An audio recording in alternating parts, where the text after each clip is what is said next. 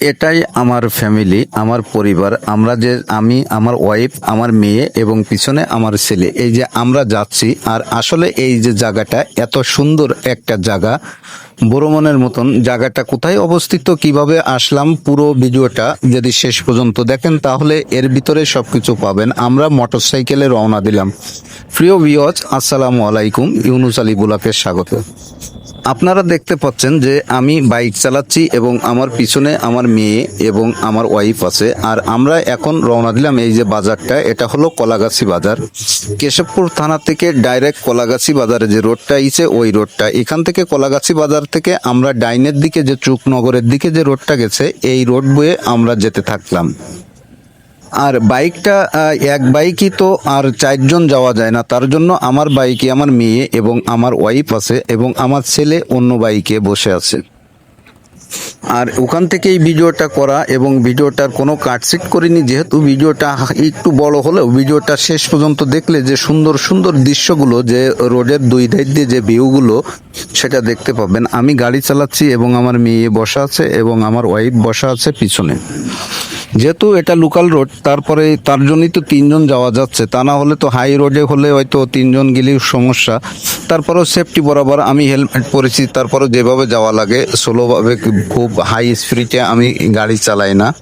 শখের বাইকটা আমার, হয়তো বেশি দিন থাকবে না, কারণ আমি চলে যাব আর কিছুদিন পরে আমি আবার সৌদি আরব চলে যাব, যেহেতু দেশে আইছি ছুটিতে।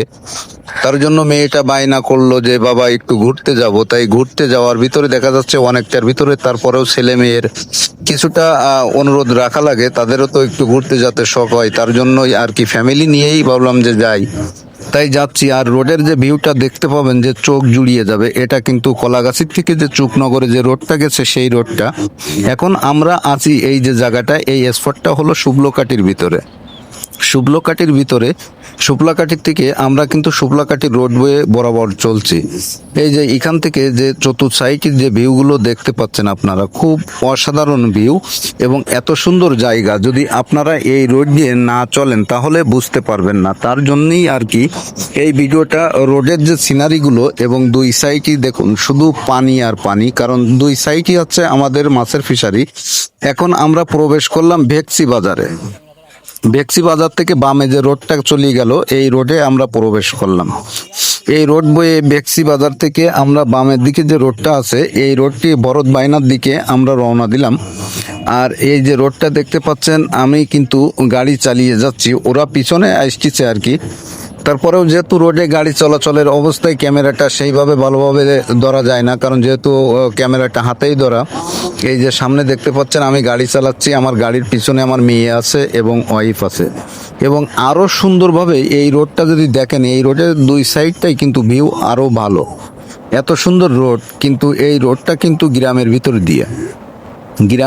দিয়ে রোড, কিন্তু রোডটা এত সুন্দর যে বললেই হবে না। সেটা একমাত্র যদি যারা যায়। আর এই রোডটা ভালো করার একটাই কারণ, সেটা আমরা যে জায়গাটা যে স্পটে যাচ্ছি, এই স্পটটার কারণেই এই রোডটা আর কি এত সুন্দর করা।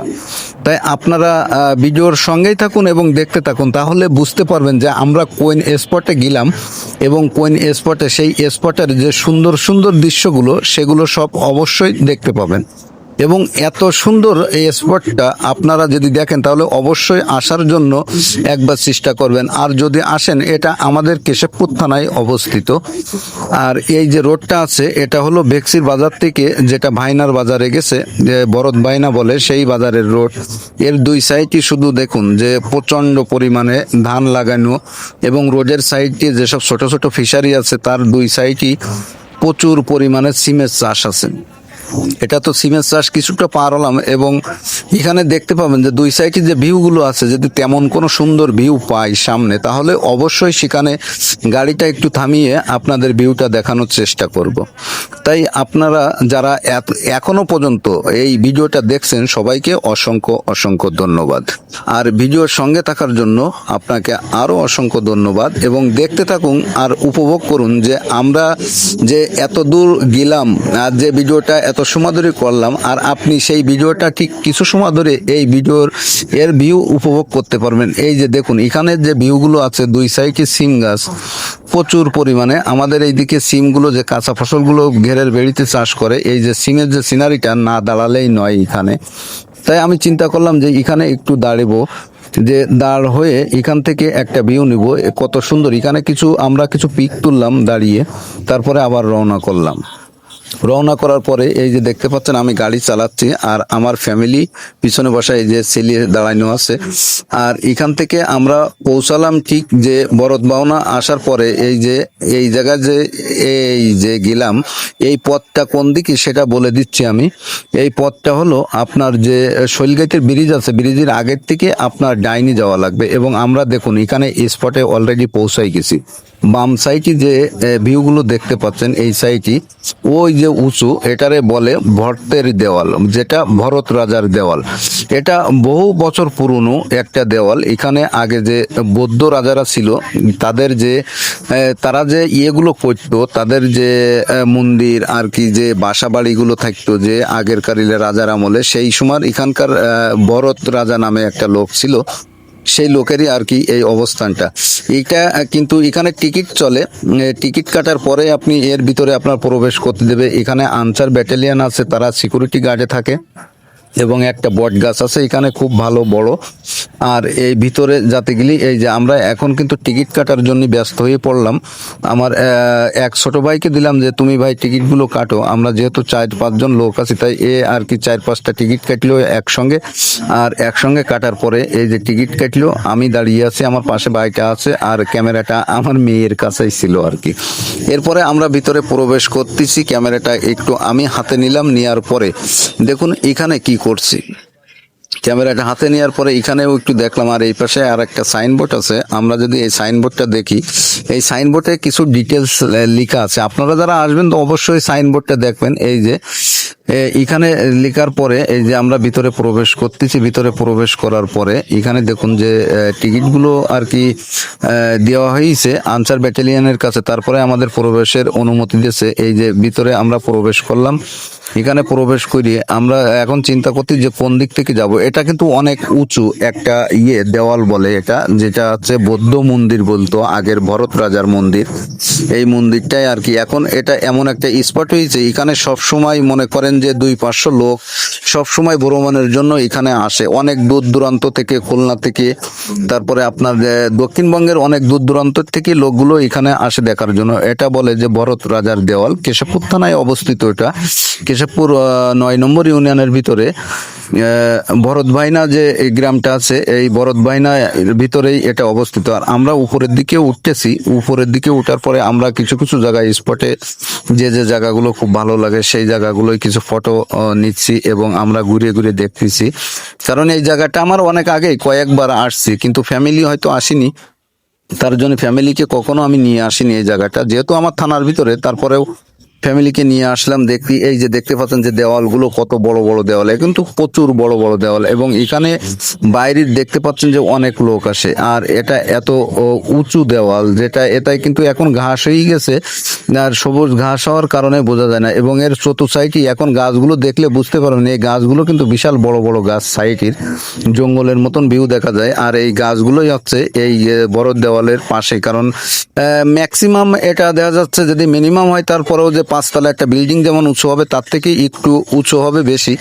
কিন্তু বিষয় হচ্ছে এমন কায়দায় সুলভভাবে আইছে, তার জন্য তো আর কি বোঝা যায় না। কিন্তু এই গাছগুলোর দিকে আপনারা লক্ষ্য করলে বুঝতে পারেন। আর দেখুন এখানে কিন্তু এই হচ্ছে দেওয়ালগুলো, এগুলো হচ্ছে প্রাচীন কালের দেওয়াল, যে বহুত পুরানো, এত পুরানো যেটা হয়তো আমরা বলতে পারবো না। এগুলো পরবর্তীতে বেরিয়েছে আর কি।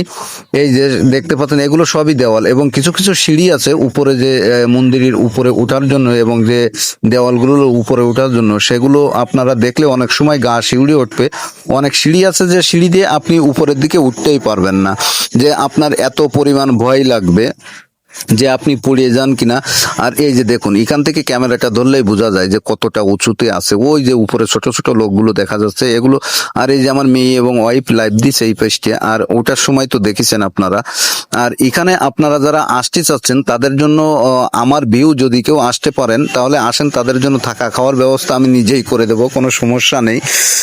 তারপরেও আপনারা আসুন অবশ্যই, আমার দূর দূরান্ত থেকে আপনারা এখানে আসতে পারেন। এবং এমন সুন্দর সুন্দর দৃশ্য, এবং এবং আরো অনেকটা পয়েন্ট আছে আমাদের কেশবপুরে। এই একটা আছে ভরত রাজার যে দেওয়াল বলে, এটা হলো ভরত বায়নায় অবস্থিত। এবং আমাদের আরো একটা আছে যেটা আছে মাইকেল মধুসূদন দত্তের যে জন্মস্থান, সেটাতেও হয়তো যাব।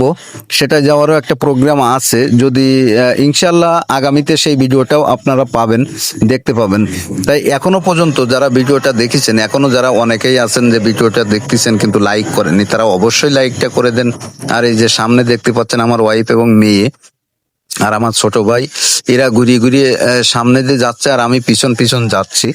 এই যে এই দেওয়ালগুলো হচ্ছে অবস্থা খারাপ, কারণ এই দেওয়ালগুলো যদি আবার একটু বৃষ্টি হয়, এটা বৃষ্টি হলে কিন্তু পিছলা হয়ে যায়, তখন কিন্তু এরপর দিয়ে চলা খুব কঠিন হয়ে যায় এই দেওয়ালগুলো। এবং মাটির নিচেও এইরকম অসংখ্য বিল্ডিং আছে এখানে।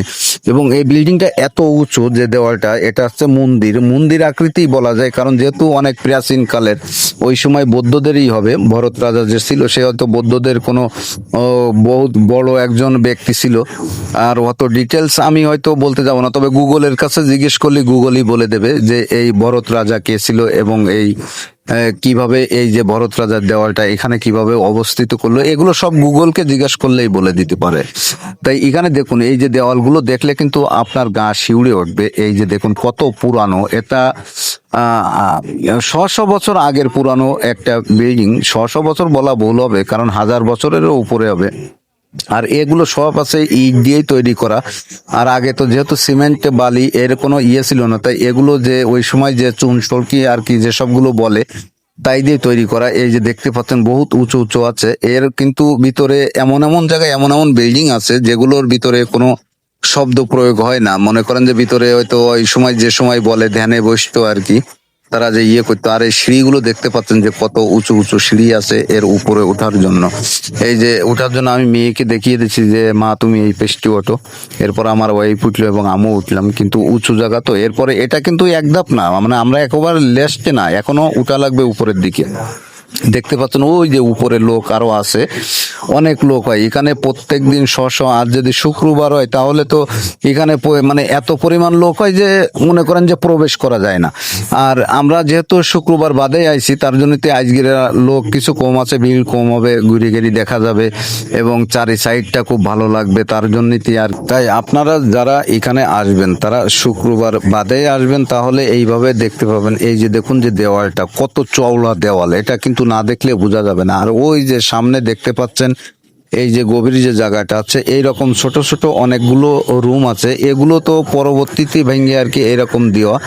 এর ভিতরে আর কি ওই সময় তারা বসে যে সাধনাগুলো করা লাগতো। আর এখানে যে সাইনবোর্ডটা আছে, এই সাইনবোর্ডটায় টোটাল ডিটেলস লেখা আছে। আপনারা আসার পরে সাইনবোর্ডগুলো দেখলে বুঝতে পারবেন। আর যেহেতু সাইনবোর্ডগুলো এত ডিটেলস ভাবে আমি দেখাতে পারলাম না, কারণ যেহেতু ভিডিওটা অনেক বড় হয়ে যাবে। আর এই যে বট গাছটার কথা বলছিলাম, এই বট গাছটাও কিন্তু প্রাচীন কালের গাছ। আর এখান থেকে ভিউটা এত সুন্দর লাগবে, আপনি না দেখলে বুঝতে পারবেন না। যে দেখুন কত সুন্দর দেখা যাচ্ছে। আমরা এই পাশে গাছের গোড়ার থেকে এই পাশটাও ঘুরলাম, এখন সামনে যাচ্ছি। এই যে আমরা ফ্যামিলিটা মিলিয়ে আমরা 4 জন আর কি এখানে একটু বসলাম আর ভিডিওর সঙ্গে যুক্ত হলাম, ফ্রেমের সঙ্গে। আমি আছি, আমার মেয়ে আছে, আমার ছেলেটা আছে আর আমার ওয়াইফ আছে। আর এই যে উপরের দিকে এই যে ভিউটা। এরপরে আমি চতুর সাইডে ঘুরি গাড়ি দেখছি, এখানে আমার মেয়ে এবং ওয়াইফ তারা কিন্তু তাদের ফোন দিয়ে ফটো তুলতেছে। আমি এই পেজটি যাচ্ছি, আবার এটা দেখতেছি যে ওরা ওদের মতন করে একটু পার্সোনালি ফটো তুলতেছে। ওরা মা মেয়ে, ওর আম্মু দাঁড়ায় আছে, আমি এটা ফটো তুলতেছে, আবার মেয়ে দাঁড়াচ্ছে, ওর আম্মু ফটো তুলি দিচ্ছে। আর আমি দেখতেছি, আমি চতুর সাইডটা ঘুরি গাড়ি দেখতেছি এদিক সেদিক। আবার ওদের দিকেও খেয়াল করতেছি, ওদের সঙ্গেই আছি, পিছে পিছে আছি যে ওরা ঘোরাঘুরি করতেছে। আবার দেখা যাচ্ছে যদি ভয় না পাই, কারণ যেহেতু এখন কিন্তু একেবারে বিকেল বেলা, সন্ধ্যে টাইমের আগে আইছি। এবং জায়গাটা বিষয় হচ্ছে কি, এগুলো যেহেতু মন্দির জাতীয় বহুত প্রাচীন কালের পুরানো, এই জন্যই সন্ধ্যার পরে এখানে কিন্তু সিকিউরিটি থাকতে দেয় না। আনসার ব্যাটালিয়ন যা আছে সন্ধ্যার আগে সবাইকে বের করে দেয়। অনেকে ভয়ও পায় এখান থেকে। তাই সেইভাবেই আর কি ঘুরি ঘুরি দেখতেছি, আর ওরা ওদের মতন করে কিছু পিক তুলতেছে, এদিক সেদিক বসতেছে, যাচ্ছে, দেখতেছে, আবার কেউ সিঁড়িতে উঠতেছে, সিঁড়িতে চলতেছে, এই যে আবার এখানে কিন্তু অনেক বড় বড় ইউটিউবার আসে ভিডিও বানাতে। এই যে দেখুন এই পাশে একজন, সে ভিডিও কন্টেন্ট করতেছে, হাত দিয়ে করে বড় বড় চ্যানেলে আপলোড করে, এইভাবে কন্টেন্ট করে। এখানে অনেক ইউটিউবারও আসে, তাদের ভিডিও কিন্তু আমি ওই রকম ভাবে কথা সাজিয়ে গুছিয়ে বলতে পারবো না। তার জন্য এখানে যেভাবে যে ভিডিওটা উপস্থাপনা করলাম, আপনাদের ভিডিওটা দেখে কেমন লাগলো এবং জায়গাটা কত সুন্দর সেটা অবশ্যই কমেন্ট করবেন। আর এই যে দেখুন আমার যে মেয়েটা এখানে বসে আছে, আমার আম্মাজান, সে বসে আছে সিঁড়ির পরে, তারপরেও আমি একটু ক্যামেরাটা তার দিকে নিয়ে যাচ্ছি। সে এখানে ভিউ নিচ্ছে আর কি, ফটো তুলতেছিল, ওর আম্মু ফটো তুলতেছে, ও বসে আছে এইভাবে, সেইভাবে ভিউ নিচ্ছি। আর সন্ধ্যাবেলায় ঠিক কত সুন্দর একটা সিনারি, যখন বেলাটা পড়ন্ত বেলায়, এখন কিন্তু সূর্যটা অস্ত যাওয়ার সময়, তখনকার ভিউটা। এবং আমরা নিচের থেকেও ক্যামেরাটা যদি উপরের দিকে ঘুরিয়ে ধরি, তাহলে দেখতে পাবেন যে উপরের দিকে ভিউটা কত সুন্দর। তাই এই ভিডিওই এখানে আজকের মতন বিদায় নিচ্ছি, এবং আপনারা ভিডিওটা কেমন দেখলেন এবং ভিডিওর ভিতরে কি কি গুলো কোন বিষয়গুলো আপনাদের কাছে খুব ভালো লেগেছে, সেই বিষয়গুলো অবশ্যই কমেন্ট করবেন। আল্লাহ হাফেজ।